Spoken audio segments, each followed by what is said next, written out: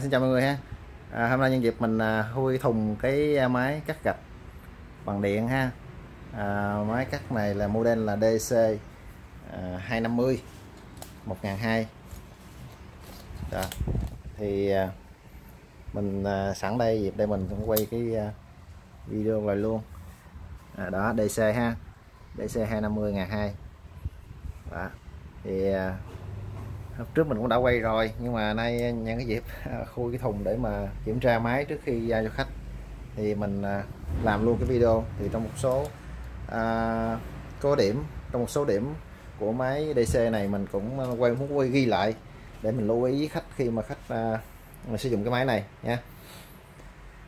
Thì hiện nay khi mà anh em khui thùng ra thì cái máy nó được khóa cái động cơ này lại rồi nha.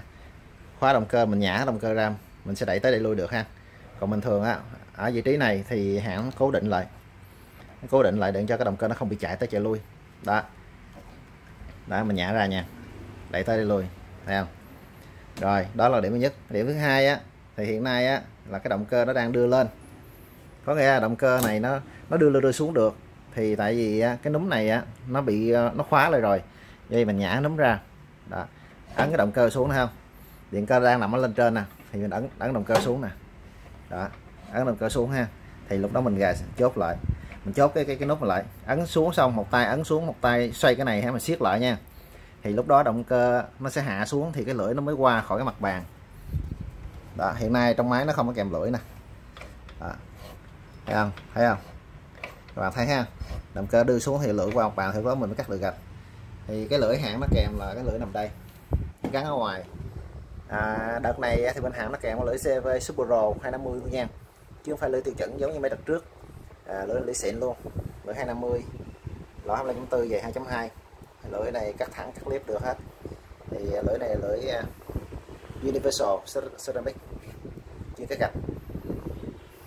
Đó, thì cái thước này đang gặp ở đây, thì bây giờ mình sẽ nhả ra, mình xoay ra nhẹ. Đó, mình kéo ra, kéo thẳng ra ha. Thì cái núm xoay này anh em để ý ha, khi mình quay vô như vậy thì nó nằm ở vị trí này ok. Nhưng mà lỡ như cái tay nắm này nè, nó đưa ra hướng này thì nó dướng cái lưỡi gì đó, thì mình sẽ dở lên và di chuyển nó, buông ra ha, thì nó sẽ gài xuống. Thì lúc đó mình sẽ dặn nha. Mình ví dụ ha, ví dụ bây giờ cái này đi, nằm đây đi, nó sẽ đụng, khi mà cái máy mình kéo tới nó sẽ đụng cái ngoe này.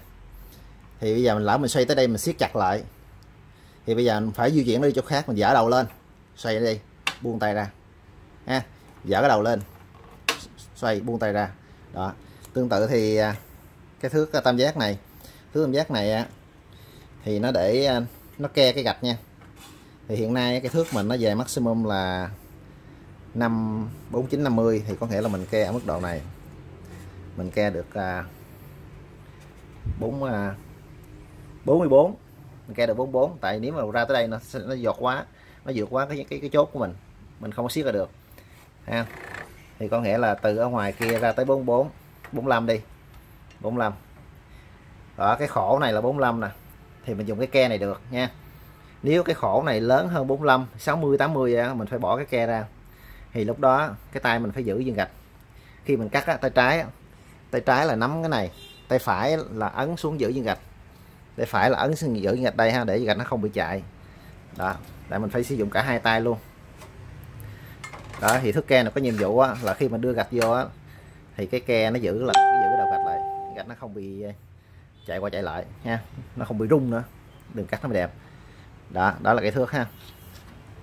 Rồi, hiện nay thì trong máy nó cũng không có cái dây cáp nguồn nha, không có dây cáp nguồn. Thì do vậy mình phải tự trang bị, mình phải trang bị cho khách cái dây cáp nguồn. Đó, thì mình đầu tư cái dây này, dây KDV ha, Dafaco chứ, xin lỗi, Dafaco. Dây này 2.5. Còn cái đầu phích cắm này thì cái dạng siêu chịu tải ha. Còn cái đầu này thì trong máy này hình như nó kèm không ta, hình như trong máy kèm mình lấy ra. Đã trong máy kèm mình lấy ra thì có nghĩa là trong máy nó kèm cái đồng rồi không, mình phải đầu tư cái dây cáp với cái phích cắm đó. Thì chút xíu nữa mình sẽ cắm cái dây nguồn vô, mình khởi động để nghe cái tiếng luôn. Rồi thì về cái tiếp tục để cắt 45 độ á, thì cái núm đầu ở trên đầu máy nó có cái núm ha, mình xoay cái núm ra đó, mình xoay cái đầu kia nữa, đầu kia cũng có cái núm giống vậy, thì mình xoay cái núm ra, mình ngã động cơ qua bên nha. Đó mình sẽ đó mình xoay rồi ha, ở đây mình xoay tiếp, qua đây mình xoay tiếp đó, ở đây xoay tiếp nè ha, xoay ra rồi ngã động cơ qua bên đó. Thì ở cái tư thế này á là cái động cơ nó ngã đúng 45 độ luôn nha, mình không có chỉnh gì hết, ngã hết cả là 45 độ. Thì khi ngã xong rồi siết cái tay lại nha, siết lại để cho nó giữ lại, chứ nếu không á là nó bị rung á đó, giữ lại thì cái lưỡi nó sẽ nghiêng qua 45 độ. Thì lúc đó anh em lưu ý á, khi cắt clip cạnh á thì phải dùng cái ke nha, cái ke này để giữ gạch đó. Còn nếu anh em có điều kiện thì đầu tư thêm cái chốt, nằm đây để nó gặt xuống, nó giữ cái gạch lại. Thì mục đích á, khi cắt clip á là mình phải làm sao mình giữ cái gạch nó không bị chạy qua nha, cái gạch mà nó chạy qua là nó bị lệch á, do vậy mình phải giữ nằm yên. Thì nó có cái ke này, hoặc là mình dùng tay mình giữ, rồi sau đó hoặc mình đầu tư thêm cái chốt cố định đây nữa nha. Đó thì đó là chế độ clip cạnh. Thì anh em cũng có thể nghiên cứu thêm một số cái video clip bên hãng nó làm để mà mình nắm được cái kỹ thuật, clip cạnh như thế nào. Thì clip cạnh này, công tác clip cạnh thì nó hơi khó nha, chứ không có dễ. Rồi để mình coi trong máy coi, mình chưa cái khui rồi nè. Hiện nay thì máy nó có bánh xe sẵn, gắn sẵn nha đó, máy gắn có sẵn bánh xe đó. Cái dòng này thì model này Made in Spain nè, sản xuất ở Tây Ban Nha nè đó. Thì cái tấm nhôm này mặt vàng á thì mình dỡ lên được ha.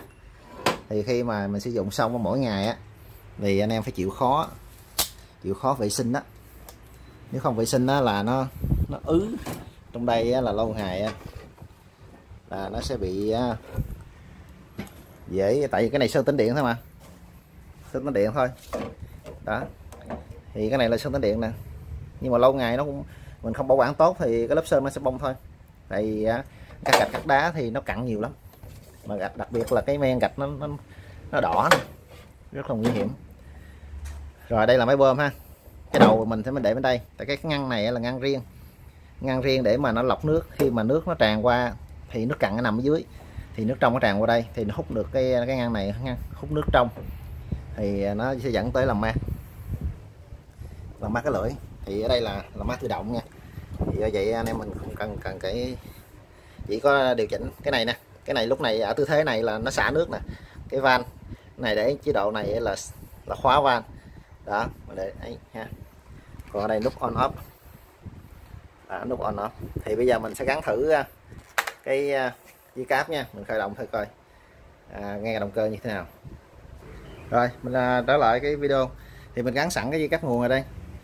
Dây cáp này cái đầu công nghiệp ha, nó có 3 lỗ 3 chấu á, thì mình ấn mạnh vô nha, mình ấn mạnh vô thì nó mới vô đó. Thì cái này nó an toàn về chống thấm nước đó. Đây là công tắc đây, thì mình khởi động nha. Khi khởi động á là bấm nút màu xanh nè đó, nghe động cơ ha, rất là êm. Ở đây mình đang test máy để mình gửi đi Hà Nội đó. Rồi khi mà mình muốn tắt á thì mình để vậy, mình ấn vô rồi đó, để ấn vô tắt luôn. Còn không thì ấn nút màu đỏ vậy thôi đó, ấn lại màu xanh nè, thấy không, ấn nút màu đỏ nè đó, hơi tôi cứng tay một xíu, ấn nút màu xanh nè. Rồi khi mà chạy nên để như vậy để cho nó che lại nước không văng vô ha. Rồi không muốn tắt ấn màu đỏ luôn đó, ấn luôn màu đỏ luôn là xong rồi tắt đó, cũng đơn giản không có gì. Thì vấn đề còn lại là lắp lưỡi ha. Lắp lưỡi thì trong đây bên hãng nó kèm sẵn cái lục giác rồi, bên hãng kèm sẵn lục giác. Thì anh em khi lắp thì lấy lục giác mở ra đây đó, nó có cái một cà lê nè, cà lê này cà lê 19 nè, một cái lục giác nè đó. Lục giác màu trắng là dùng chung luôn nha, lục giác màu trắng là dùng chung để tháo cái nắp chụp. Và đó, nắp chụp nó có 3 cái ốc lục giác nè, 1 nè, 2 nè đó 3 nè. Thì cái lục giác màu trắng nó sẽ tháo nắp chụp này ra, rồi xong dùng cái cà lê với lại cái lục giác đó mới thay cái lưỡi ha, mới gắn cái lưỡi. Thì mình nghĩ anh em cũng không có gắn lưỡi cũng không khó khăn gì đâu, cũng dễ thôi nha. Rồi thì hôm nay mình sẽ cũng giới thiệu sơ bộ về cái máy DC Ruby DC 250/2 chuyên cắt gạch từ 1m đến 1m2, maximum là 1m2 đó. Thì khi mà cắt 1m2 thì cái động cơ mình phải đưa lên nha. Thì nếu mà chuẩn thì cắt 1m thì cái động cơ mình hạ xuống rồi thì mình cắt luôn. Còn nếu mà cắt 1m2 động cơ phải đưa lên xong á, rồi lúc đó mình khởi động máy, mình ấn xuống mình cắt được 2 tấc, thì lúc đó mình chốt máy lại mình kéo đi luôn. Thì cắt 1m2 thì nó hơi 2 thao tác đó. Thì mình có một cái video clip về để cái cắt gạch 1m2. Thì nếu anh em mà cắt gạch 1m2 thì nếu mà không có thấy video clip đó thì mình sẽ gửi lại đó. Còn hiện nay thì mình chỉ làm sơ bộ cái máy video clip của cái máy này đó. Thì anh em tham khảo nha, có nhu cầu thì có liên hệ mình số điện thoại bên dưới. Thì máy này nhập từ Tây Ban Nha về. Rồi cảm ơn anh em đã theo dõi, xin chào ha.